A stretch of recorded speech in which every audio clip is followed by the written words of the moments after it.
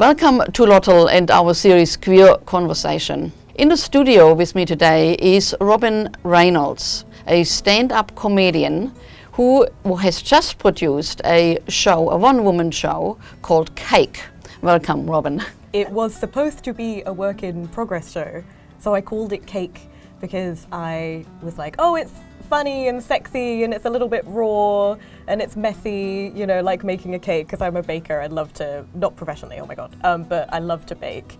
So that's why I called it Cake, and then it got shortlisted for some awards. So I kept the name, and I really do love the format of the show, so now I'm making it better. The motivation of Cake, I guess, has been really was Crohn's disease and bringing Crohn's disease to stage. Crohn's disease, and it's an autoimmune disorder, and I've had it for over 6 years, but it was very hard to get diagnosed. But I've only just started talking about having Crohn's disease on stage, and I've been doing comedy for probably coming up to 4 years, but it feels weird with COVID. But anyway, and I've only just started talking about having Crohn's, and Crohn's disease is way more common with Jewish people. There is a correlation there. We just love to pass down our inherited trauma through our intestines. We love to do that. I don't know if you know. And yeah, I think also trying to get my dad to open up, because it's my paternal grandparents who survived concentration camps, and learning more about that.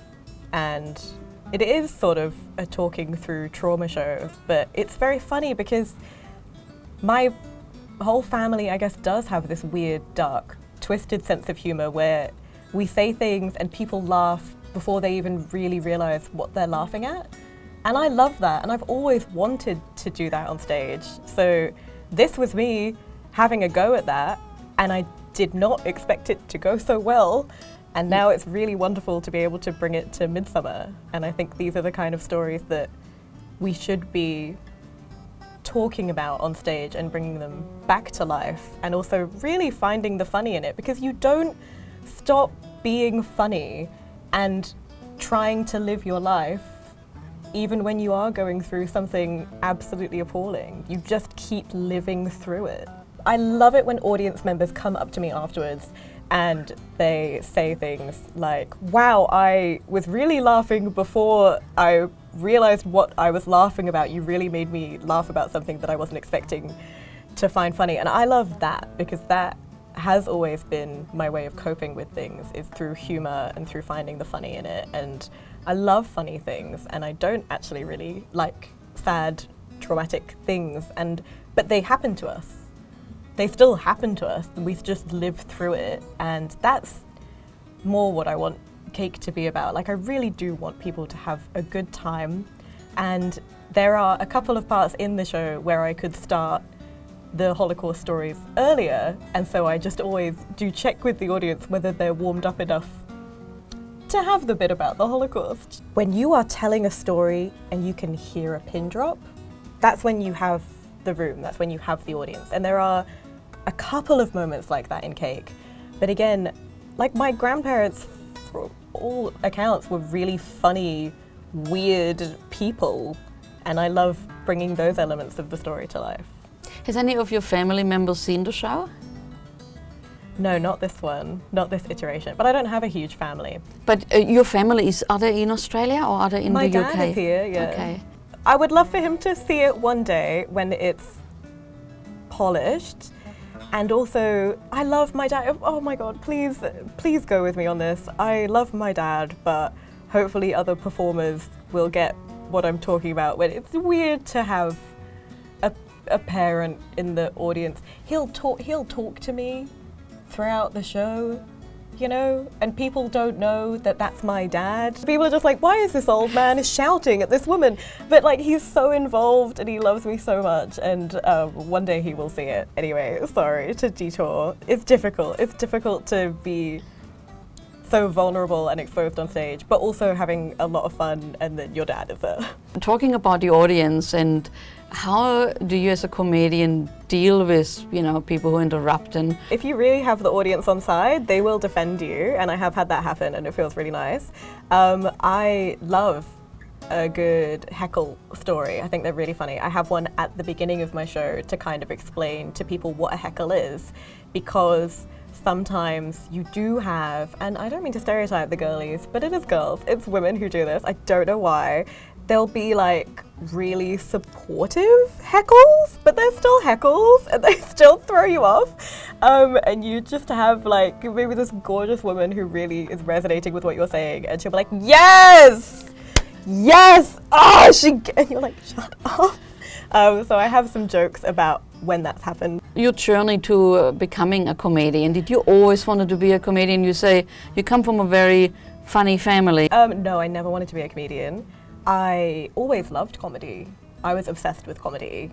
But that's not abnormal in the UK. Here it really feels like the comedy scene is kind of in its infancy and I'm watching it grow. But in England, comedy is so established, it's the thing to do. Like me and all of my friends would go out. You can get £5 tickets or you can queue up for free to watch the recordings of things like Mock the Week. When I just had to be on a mailing list, I would take the megabus up to London. I loved comedy so much.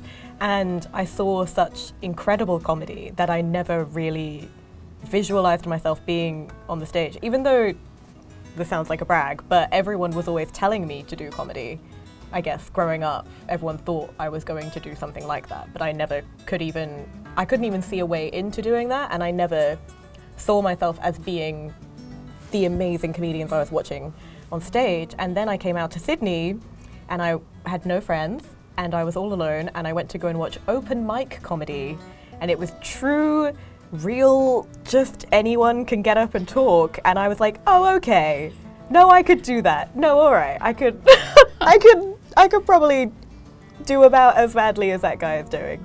And then I started in a women's only comedy room. It was called What She Said. There is still a version of it called Yeah the Girls. It's at Chippendale Hotel in Sydney every Sunday. Need some open mics where you can practice and not have to be the best.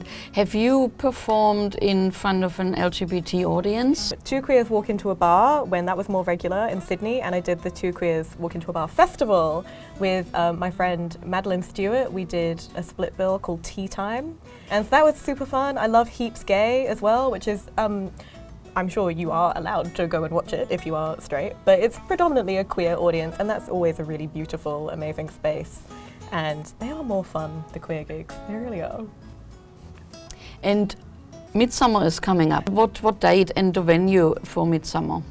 Oh, I am in the Butterfly Club. Absolutely thrilled to be in the Butterfly Club. Thank you so much for having me, Butterfly Club. And I'm on the 27th and 28th of January. I believe it's at 7 p.m. Tickets through midsummer.org and also through my Linktree and my website. You can't miss these tickets. You really should. If you just Google Robyn Reynolds comedy, they should come up for you. What's your advice for young women wanting to start comedy? I mean, it is scary the first time to go on stage, right? Just start. If you really, really want to do it, just start. Go and watch comedy, good comedy and bad comedy, and see what it's like.